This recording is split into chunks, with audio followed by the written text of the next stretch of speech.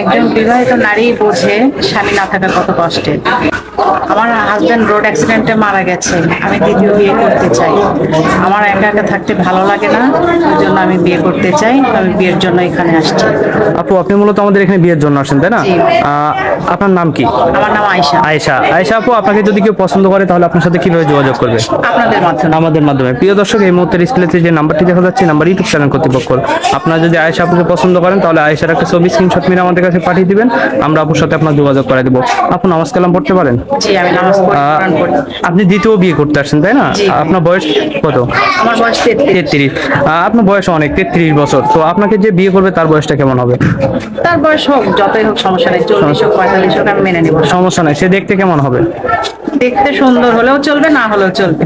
আচ্ছা, আপনাকে আমাকে যদি যেন ভালোবাসে। আপনাকে যদি কোনো প্রবাসী ভাই বিয়ে করে প্রবাসী নিয়ে যেতে চায় তাহলে কি আপনি রাজি হবেন? আলহামদুলিল্লাহ, আমি যাবো। রাজি হবেন, তাই না? আচ্ছা আপু, ভালো থাকবেন। আসসালামু আলাইকুম। ওয়ালাইকুম আসসালাম। আসসালামু আলাইকুম।